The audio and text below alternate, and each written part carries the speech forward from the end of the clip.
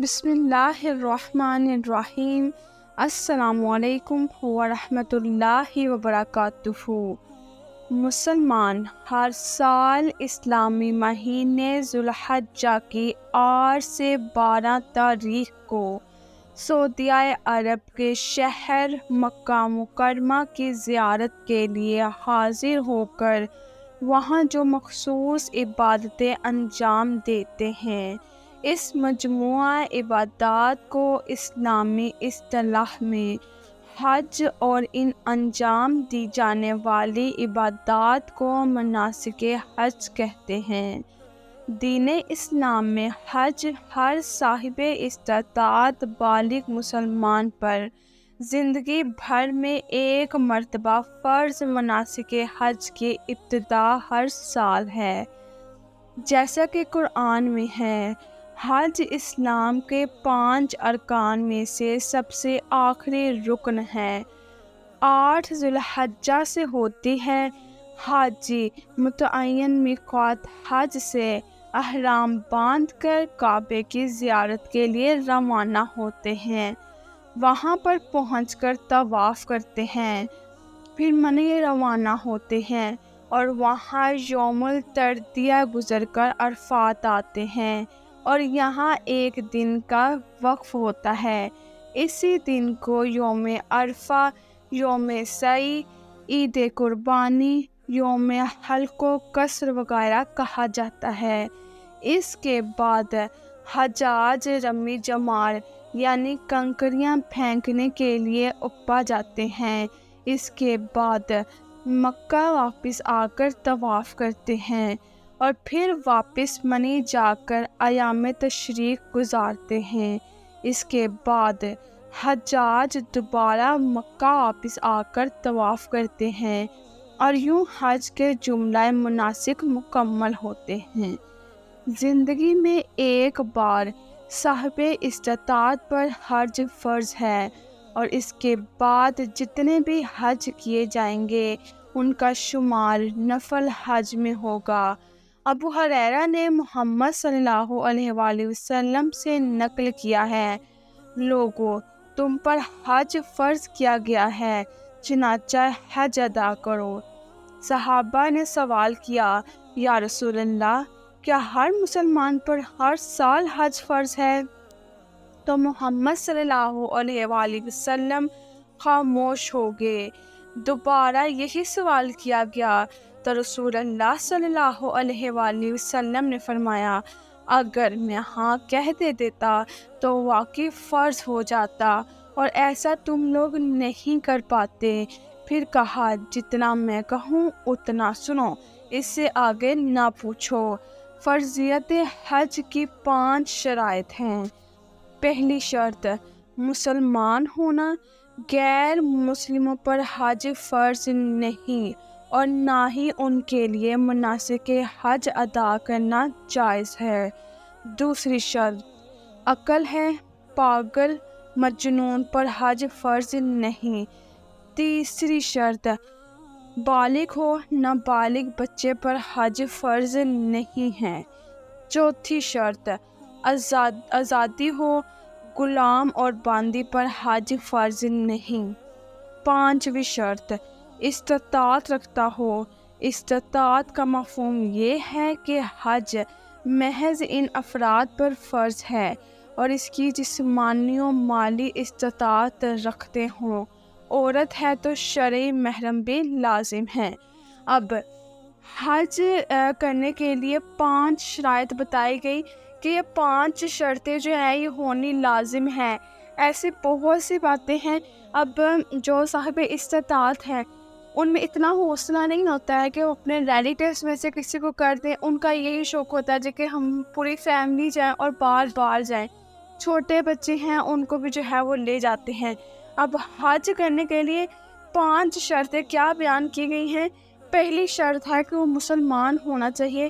غیر مسلم پر حج فرض نہیں ہے مناسک حج ادا کرنا، ٹھیک ہے، پہلی شرط ہوگی۔ دوسری شرط اس میں کیا بتائی گئی کہ عقل ہونی چاہیے۔ عقل و دانائی ہوگی تو ہم جب اللہ کے گھر کو دیکھیں گے تو چھوٹی سے چھوٹی چیز کو ہم سمجھیں گے، آٹومیٹیکلی ہمارے ذہن میں بہت سے ایسے سوالات آئیں گے، ہم جو ہیں اپنے اندر ہی اندر خوش بھی ہوں گے اور نادم بھی ہوں گے اپنے اعمال کو دیکھ کر۔ اسی لیے جو ہے وہ عقل ہونا بہت ضروری ہے۔ پاگل اور مجنون جو ہے وہ زیادہ نہیں سوچ سکتے ہیں کہ اللہ اگر ہمیں اس لیول پر لے کر آیا ہے تو اس کی وجہ کیا ہے، ٹھیک ہے۔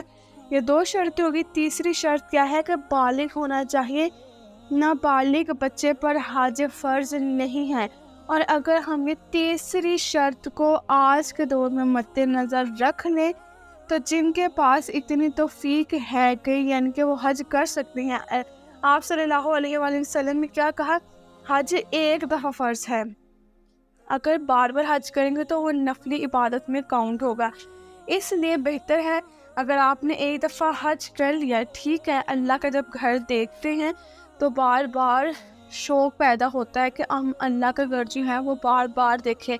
آپ نے حج کر لیا، حج کے بجائے آپ عمرہ کر لیں۔ اگر اپنے دل کو اس چیز پر، اپنے ذہن کو اس چیز پر ایگری کریں کہ اگر ہم نے اللہ کا ایک دفعہ گھر دیکھ لیا ہے تو ثواب ہمیں اتنا ہی پھر مل سکتا ہے اگر ہم کسی دوسرے کو کروا دیں۔ زیادہ تر ہمارے اپنے ہی ریلیٹیوز میں ایسے لوگ ہوتے ہیں جو اللہ کے گھر جانے کی بہت زیادہ کوشش کرتے ہیں، لیکن وہ کیا ہے، صاحب استطاعت نہیں ہے، ان کے پاس مال نہیں ہے، ایک صرف مال کی وجہ سے وہ جاتے جاتے رہ جاتے ہیں۔ اور یہ بات بھی یقینی ہے کہ جب قسمت میں یہ چیز لکھی ہے کہ عمرہ حج کرنا ہی کرنا ہے تو اللہ جو ہے وہ وسیلے پیدا کرتا ہے اور الحمدللہ یہ کام ہو جاتا ہے، پھر اس میں مال وغیرہ نہیں دیکھا جاتا۔ اسی لیے ہمارے آس پاس کے لوگوں کو بھی یہ چیز دیکھنی چاہیے۔ اگر آپ نے ایک دفعہ اللہ کا گھر دیکھ لیا ہے، حج کر لیا ہے، تو کوشش کریں، باہر کسی کو نہیں بھیج سکتے ہیں تو اپنے ریلیٹیوز میں جو ہے وہ خصوصاً کسی ایک آدھ بندے کو بھیجا کریں۔ آپ کو اس سے جانے کا ثواب اپنی جگہ، لیکن اگر آپ اتنا بڑا دل کر کے کسی کو بھیج رہے ہیں آپ کو اس سے ڈبل ٹرپل ثواب ملے گا، جس کو جو ہے ہم پہچانتے ہی نہیں ہیں۔ اب چوتھی شرط کیا ہے کہ آزادی ہونا بہت ضروری ہے۔ آزادی ہوگی تو ہم وہاں پر جو ہے وہ پورے خلوص سے اللہ کی عبادت کریں گے۔ یہ نہ ہو کہ یعنی کہ گھروں میں کوئی کام، ٹھیک ہے، گھروں میں کام وغیرہ کرتے ہیں، ہماری ضروریات زندگی ہے، اس شعبے کو جو ہے ہم غلط نہیں کہہ سکتے ہیں، لیکن آئے ہم اللہ کے گھر ہیں اور ٹینشن ہمیں پیچھے ہو کے فلاں کے گھر میں ہم نے کام نہیں کیا، فلاں کے گھر میں نہیں کیا، تو جب آپ اللہ کے گھر تک پہنچ گئے ہیں تو اپنے جتنے بھی ٹینشنیں ہیں وہ آپ نے پیچھے چھوڑ کے آنی ہے، نہ کہ اللہ کے گھر جا کر جو ہے وہ آپ کو ان ٹینشنوں کا سامنا کرنا پڑے۔ اس لیے کیا ہے، چوتھی شرط اس میں رکھی گئی ہے کہ آزادی ہو، کسی کوئی غلام یا لونڈی نہ ہو۔ اب پانچویں شرط اس میں کیا ہے، استطاعت رکھتا ہو۔ محض ان افراد پر فرض ہے جو یعنی کہ جسمانی اور مالی استطاعت رکھتا۔ اب جسمانی سے کیا مراد ہے، اچھی خاصی جو ہے وہ آپ کی صحت پہ اپنے آپ کا ٹائم دے۔ ظاہر سی بات ہے عمرے سے جو ہے حج کی اسٹرگل بہت زیادہ ہے، تو اگر ہم جسمانی طور پر اسٹرانگ ہوں گے تو ہم حج کے مناسک پہ جو ہے وہ بہت اچھے طریقے سے جو ہے وہ پرفارم کر سکیں گے۔ لیکن اگر ہمارے جسم میں اتنی طاقت ہی نہیں ہے، ہم اتنی استطاعت ہی نہیں رکھتے ہیں کہ ہم جو ہے وہ مناسک حج ادا کر سکے، تو یہ تو ہم ایک طرف سے جو ہے صرف دکھاوا ہی کریں کہ جی ہم اللہ کے گھر آئے ہیں۔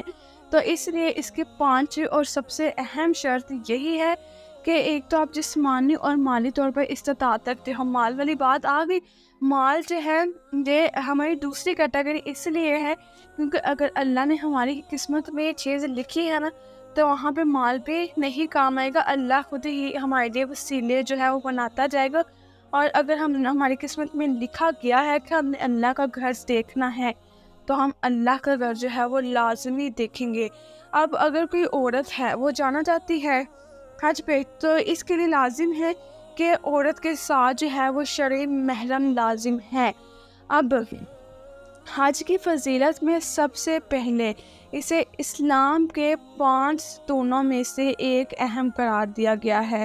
محمد صلی اللہ علیہ وآلہ وسلم سے حج کی فضیلت و اہمیت پر بہت سی احادیث مروی ہیں، جن میں مناسک حج ادا کرنے کے فضائل اور حاجی کو ملنے والے ثواب و انعام کا ذکر کیا گیا ہے۔ بخاری میں ابو ہریرہ سے روایت ہے کہ رسول اللہ صلی اللہ علیہ وآلہ وسلم سے دریافت کیا گیا، کون سا عمل سب سے افضل ہے؟ تو کہا، اللہ اور اس کے رسول پر ایمان لانا۔ پھر دریافت کیا گیا، اس کے بعد کون سا عمل افضل ہے؟ تو کہا گیا، اللہ کی راہ میں جہاد کرنا۔ پھر دریافت کیا گیا کہ اس کے بعد کون سا عمل افضل ہے؟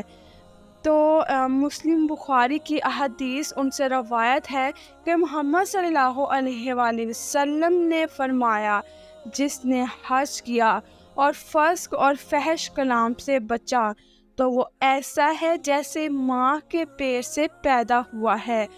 حضرت محمد صلی اللہ علیہ وآلہ وسلم نے فرمایا کہ حج ان گناہوں کو دفع کر دیتا ہے جو اس سے قبل ہو چکے ہیں۔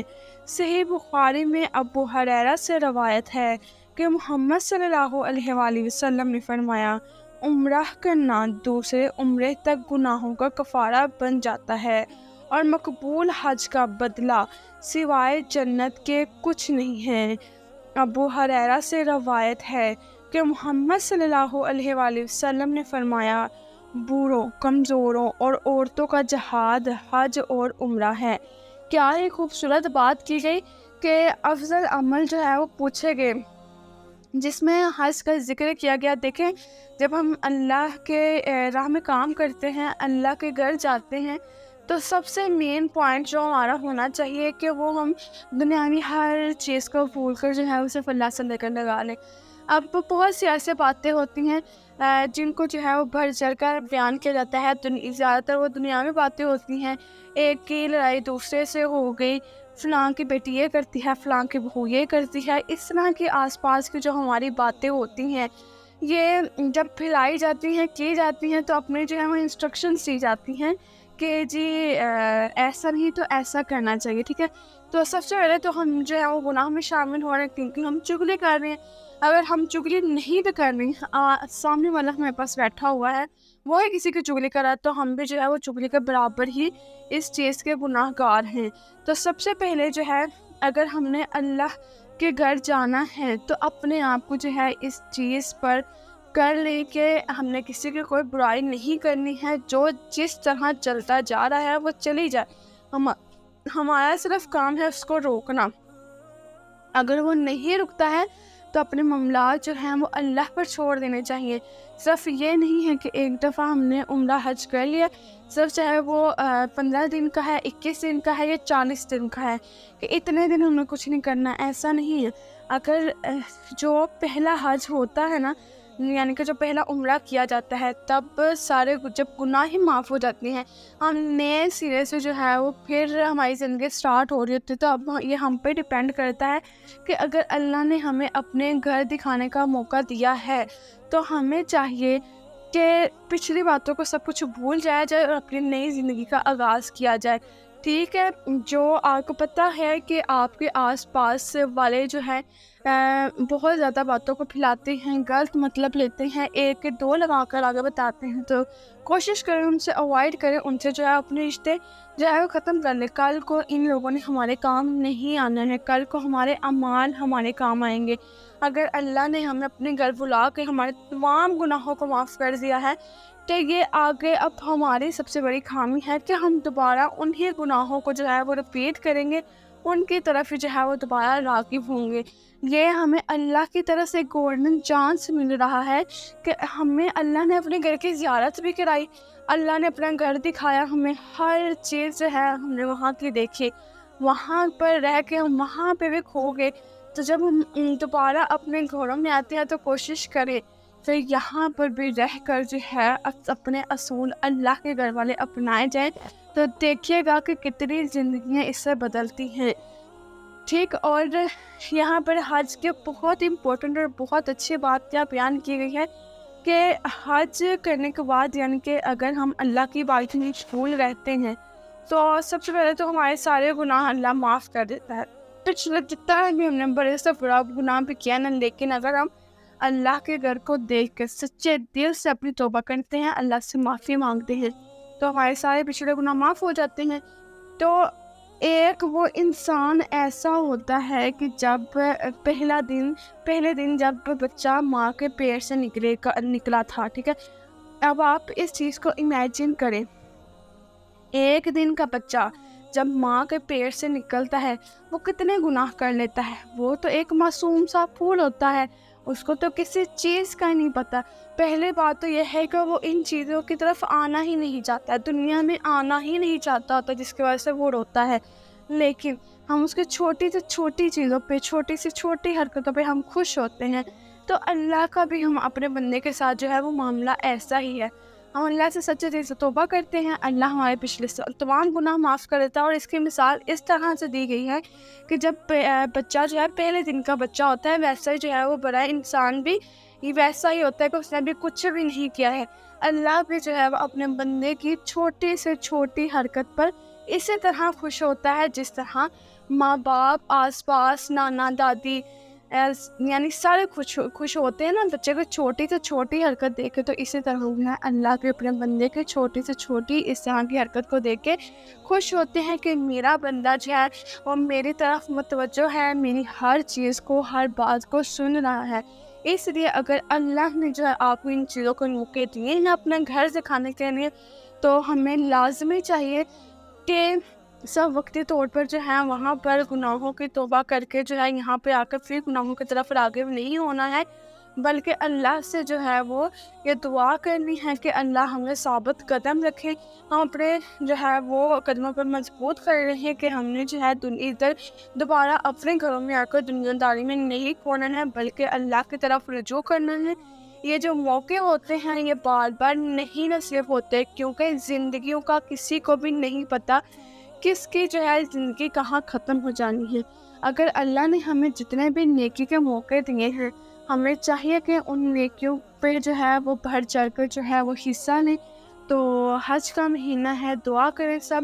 اللہ جو ہے، اگر اللہ نے جو ہے ہماری قسمت میں اگر نہیں بھی لکھا ہوا اللہ کا گھر، تو دعاؤں سے جو ہے وہ تقدیریں بدل جایا کرتی ہیں۔ تو حج کے مہینے میں میری اللہ سے یہی دعا ہے کہ اللہ ہمیں اور آس پاس میرے سننے والے سب کو جو ہے اپنے گھر کے جو ہے وہ زیارت نصیب فرما، اور ہمارے آنے والے راستے میں ہر رکاوٹ کا خاتمہ کر دے، اور ہمیں ہر حاسد نظروں سے بچا، اور اپنے جو ہے صراط المستقیم کے راستے پر جو ہے ہمیں چلنے کی توفیق عطا فرما۔